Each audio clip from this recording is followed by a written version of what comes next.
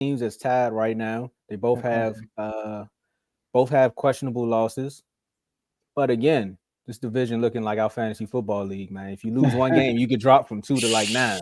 Facts. you, Yeah. I swear. you got to be on your A game. So, Dave, I'm gonna start with you. Who's the best team in the AFC?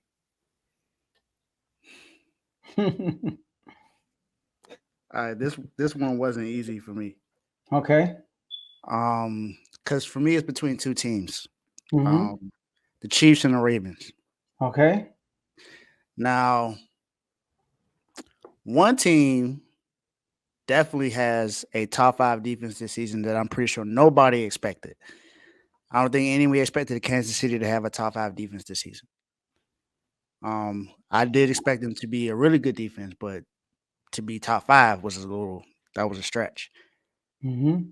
The Ravens right now are also a top five defense. They top two, if I remember. If not number one, they are number two for sure. And that's in yards, points. Um, their defense is phenomenal with all the injuries that they've had this season. I'm gonna go with the Ravens. I feel like the Ravens are the best team in the AFC right now. Um, Simply because the way that they've played lately seems like they've been on a mission to dominate whoever is in their way. Dominated the Lions. Dominated. I don't forgot who they just played Sunday. Seahawks. That fast. Dominated the Seahawks. Thank I'm you, about to say the Carl. Lions that can rate the score with. Thank you, Carl. Needed that dub so we can stay in first place in the NFC West. But I just feel like they're doing whatever they can to get these wins, and I believe they have the top rushing offense in the league right now. They had 300 yards rushing yesterday, and they just been balling out. And this is without having a receiver that's really dominating anything right now. Now they have receivers that have been helping them out. You know, they went and signed Odell. They drafted Zay Flowers. The went and signed Nelson Aguilar. They still have one of the best tight ends in the league in Mark Andrews. But they lost their best running back through injury their first game of the season. He out for the whole year. But that seems to have not made a difference. Now I know the Chiefs, and if you look at the two teams, the Chiefs did have a. I don't think the Chiefs have had the only questionable loss is against the Broncos, but it's a division opponent. They play tight every single season, so I can't really give them any flack for that. The one thing that gives me a little halt on the Ravens, even though I'm saying that they're better, is because of that loss against the Colts. But I compare that game to the game that the 49ers played against last year against the Raiders. Gardner Minshew is familiar with that offense, so he was able to be successful in that offense, even though it's against a team that should have won. That's a better team, but that's it. But I believe the Ravens are the best team in the AFC. Joe? Whew. Tough question, man. Tough question. All right. So, man. I mean, I want to say the Ravens too. It's between the Ravens and Chiefs, because the Ravens. I mean, like right now they're the sixth ranked offense in yards and points. Mm-hmm. All right. They're number one rushing team in the league. Mm-hmm. And this is offense, and defense, they're second ranked defense in yards, first in points, second best passing defense, and the AFC is nothing but passers, so but as much as I want to go with the Ravens, I'm gonna go with the Chiefs. All right. And the reason why I'm gonna go with the Chiefs because what I've seen from Baltimore is yes, they blew out the Lions. They did a good job. Yes, they blew out the Seahawks. They did a good job. But when they are in these tight, close games, they scare me because they turn the ball over too much in crucial moments. The two games they lost against the Steelers, yes, division opponent. When the game was close, they turned the ball over in two straight possessions to lose that game. Against the Colts, they was turning the ball over also against the Colts. Went overtime with the Colts, with Gardner Minshew as quarterback. Now, like you said, the Broncos are a division opponent, just like the Steelers are. All right? I mean, both games they played the Broncos, the Chiefs really couldn't score. And that's one of the worst teams in the league. I remember last year, Mahomes threw 3 interceptions against the Broncos in the first half.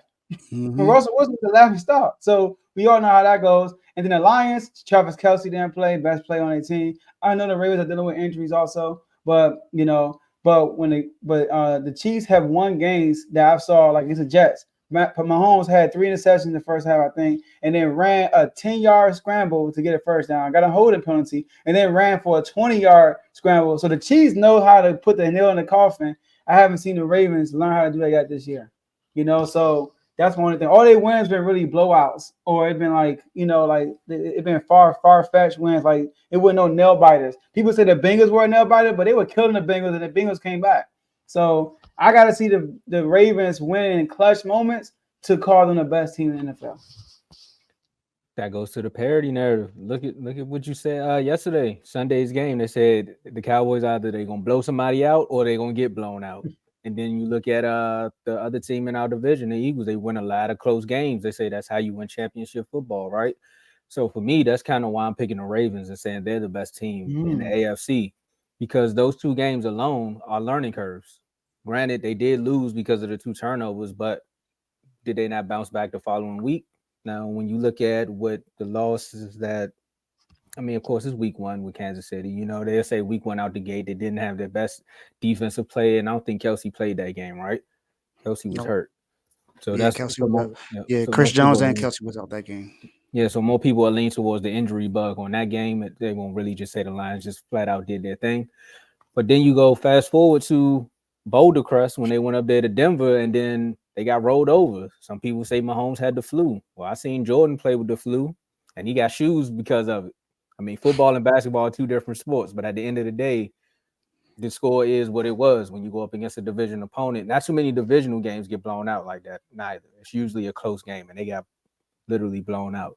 For the Ravens, their real key is the quarterback. I said it on the Sunday show. Like, Lamar is their X factor, and when he's in the game, he's a game changer. Now, granted, you want to win with your quarterback, and I don't really recall the last 2 turnovers against the Steelers, but I know one of them with the Colts was more so Lamar. I think he threw an interception or he fumbled the ball or something like that. Yeah, I think it was a fumble against the Colts. I think it was the same thing against the Steelers too. I think it was a fumble and a pick. Yeah, so it was a fumble and a pick against the Steelers. So with that, it's more so a mental error with one player versus a whole team just going to Denver and not showing up. I literally told y'all there's times where you see Chris Jones looking like, man, do I really need to play defense? Sometimes I feel like the Chiefs are just coasting to get to the playoffs. That's just little things I see. So for me, I'm going with the Ravens until they prove me wrong. So right now, flock on. Yeah, I'm not. My bad. Go ahead. I'm not mad at the Chiefs pick. I mean, because clearly, their defense is just phenomenal this year. Like I said, I wasn't expecting that. Right. And then my thing about Lamar against the Steelers, he seems to just not play well against them. I think that's something that he has to do as well, as a leader and to be considered. Not saying that he can't win a championship, but to really be looked in the light of that, you got to be able to win those games that people doubt that you can win. And the Steelers has been kind of sort of been your Achilles heel. I think he has 1 win against them in his career. So he has to be able to do better against them.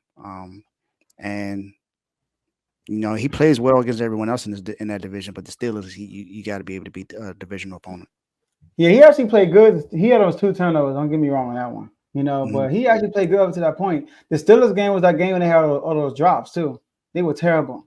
So he played good that game. He just didn't close the deal. That's the thing about Lamar, man. Like, it's my guy. You know how much I like Lamar, y'all, but in crunch times, man, he been turning that ball over against the Colts. Yeah, Carl, you're right. The turnovers came early, but that was the same game when they were blitzing mess with Lamar. He was inaccurate. Even though he lead the league right now in completion percentage, by the way. You know that. Sure does. I think he has been all season. Yeah, so he been back and forth with Tua, whatever. They've been going back and forth, but he's number 1. And Josh Allen, it's crazy. Like I said, number 1 QBR. Oh, that surprised me. Well, the interceptions he got. But that one surprised me too. I was looking it up. I said, nah, ain't no way. But he's making where is he? I mean, I guess you got to figure out where he is in touchdowns and yards. That's probably why his QBR is up there. Yeah, so I can see it when you can just spam Diggs and Diggs just make those big plays for you, man. And Gabe Davis is coming through too. Like, there's time, like I said, you'll watch a Bills game and just be like, man, I see what they got here. And then out of nowhere, they'll just glitch. And then the game will just go left. Like last night, technically they were supposed to compete better with the Bengals, but it just went left. Mm-hmm. Yeah. All right, it's good, man. That's good. Well, I mean, the moment you've all been waiting for is not here yet. We're going to commercial break, and then we're going to bring our guest up. We got to do this recap. We got to talk about no one's reading. Are we reading the script this week? No. I'll let you all know when we come back from commercial break, man. Hit that like button. If you ain't hit the like button already, hit the subscribe. And if you already subscribed and like, become a member. Troy might be popping up.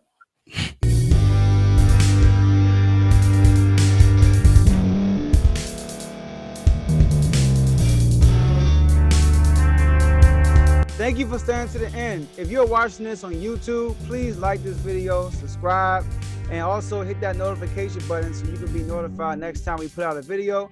If you're listening on any podcast platform, subscribe and hit that notification button, y'all, so you can be notified we put out another podcast audio. And last but not least, hit that share button. No matter what you're listening to or watching it, hit that share button and send it to somebody that you know that would love to watch this episode you just listened to. So once again, thank you for staying to the end, and we'll see y'all in the next episode.